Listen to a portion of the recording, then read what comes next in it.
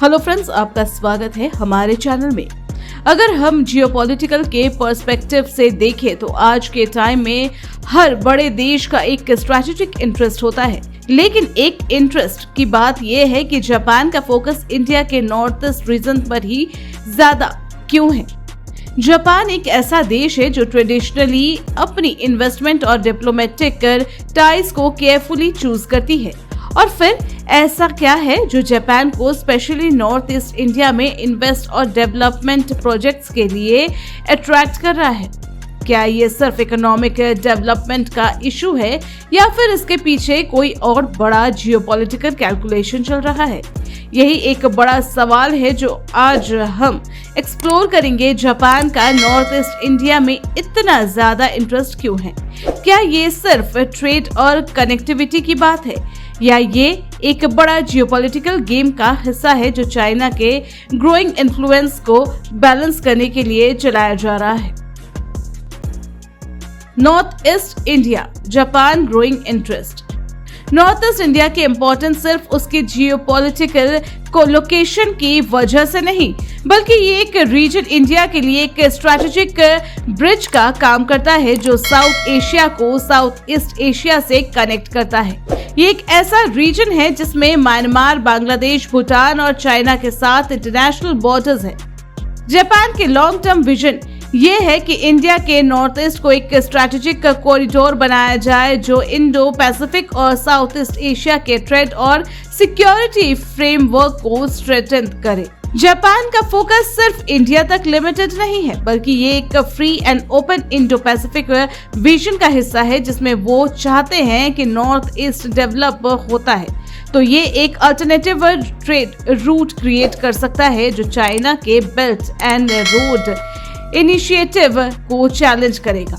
Japan के policy maker को ये बात समझ आ चुकी है कि अगर नॉर्थ ईस्ट इंडिया इकोनॉमिकली और स्ट्रेटेजिकली स्ट्रांग होता है तो चाइना का डोमिनेंस कम हो जाएगा और इंडिया एक रिलायबल रीजनल पावर के फॉर्म में उभर कर आ सकता है। India Japan act east forum, a strategic partnership from east India. Japan और इंडिया के बीच का सबसे इम्पोर्टेंट कोलैबोरेशन प्लेटफॉर्म में से एक है India Japan act east forum.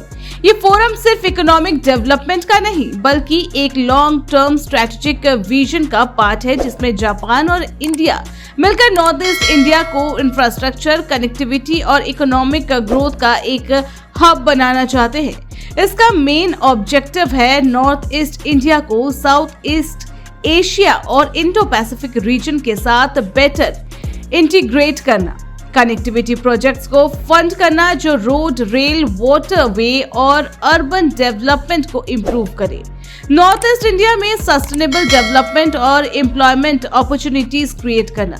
Japan act east policy के अंडर इंडिया को सपोर्ट कर रहा है ताकि ये रीजन चाइना के ग्रोइंग इन्फ्लुएंस का एक इफेक्टिव काउंटर बन सके। GICA के थ्रू जापान ने मल्टीपल प्रोजेक्ट में इन्वेस्टमेंट किया है, जैसे कि Guwahati water supply project, north east road network connectivity improvement project, Brahmaputra river bridge project और स्किल डेवलपमेंट प्रोग्राम्स जो नॉर्थ ईस्ट के ओवरऑल डेवलपमेंट को बूस्ट कर रहे हैं। इस फोरम का एक और इम्पोर्टेंट रोल है स्ट्रैटेजिक कोलैबोरेशन। जापान और इंडिया मिलकर नॉर्थ ईस्ट इंडिया को इंडो पैसिफिक सिक्योरिटी फ्रेमवर्क का एक क्रूशियल पार्ट बनाना चाहते हैं ताकि चाइना के एग्रेसिव एक्सपेंशन को बैलेंस किया जा सके। आने वाले टाइम में India Japan act east forum और भी ज्यादा इम्पोर्टेंट होने वाला है क्योंकि ये सिर्फ इकोनॉमिक पार्टनरशिप नहीं बल्कि एक लार्जर जियोपॉलिटिकल स्ट्रैटेजी का हिस्सा है जो इंडिया और जापान को एक स्ट्रॉन्ग रिलीजियस अलायंस में और ज्यादा क्लोज कर रहा है।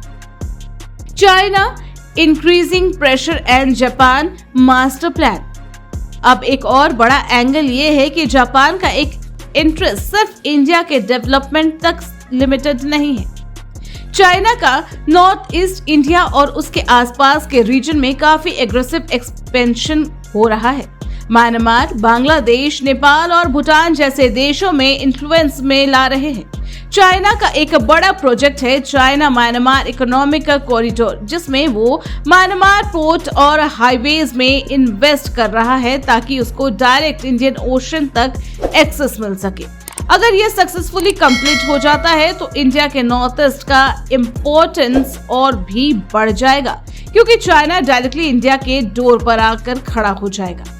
जापान इसको काउंटर करना चाहता है और एक alternative regional trade network develop करना चाहता है जो चाइना पर डिपेंडेंट ना हो। इस वजह से जापान एग्रेसिवली नॉर्थ इंडिया में इंफ्रास्ट्रक्चर और इकोनॉमिक पार्टनरशिप में इन्वेस्ट कर रहा है। जापान एक बड़ा फैक्टर भी समझ रहा है, अगर नॉर्थ ईस्ट इंडिया डेवलप होता है तो इंडिया और एशियन कंट्रीज के बीच ट्रेड और कनेक्टिविटी और स्ट्रॉन्ग हो सकती है, जो चाइना के हेजिमोनी को चैलेंज करेगी। फ्रेंड्स, अगर हम सब पॉइंट्स को एक साथ देखें तो एक बात क्लियर होती है, जापान का नॉर्थ ईस्ट इंडिया में इंटरेस्ट सिर्फ इकोनॉमिक डेवलपमेंट तक लिमिटेड नहीं है, बल्कि ये एक लार्जर जियोपॉलिटिकल चेस गेम का पार्ट है। जापान और इंडिया मिलकर एक strong Indo Pacific alliance build करना चाहते हैं, जिसमें नॉर्थ ईस्ट इंडिया काफी क्रूशियल रोल प्ले करेगा। चाइना के ग्रोइंग इन्फ्लुएंस को काउंटर करने के लिए जापान चाहता है कि इंडिया का नॉर्थ ईस्ट और भी ज्यादा डेवलप हो, ताकि साउथ एशिया और साउथ ईस्ट एशिया के बीच एक स्ट्रॉन्ग ट्रेड और सिक्योरिटी नेटवर्क क्रिएट हो सके। ये एक ऐसे गेम का हिस्सा है जो सिर्फ इंफ्रास्ट्रक्चर डेवलपमेंट तक लिमिटेड नहीं है, बल्कि एशिया के फ्यूचर पावर डायनामिक को डिफाइन करने वाला है। आने वाले समय में जापान और इंडिया का कोऑपरेशन और भी बढ़ने वाला है और नॉर्थ ईस्ट इंडिया स्ट्रेटेजी का एक मेजर फोकल पॉइंट बन चुका है। अब आपका इसमें क्या सोचना है, हमें कमेंट में जरूर बताएं, और वीडियो इन्फॉर्मेटिव लगी हो तो लाइक, शेयर एंड सब्सक्राइब करना न भूलें। Thanks for watching.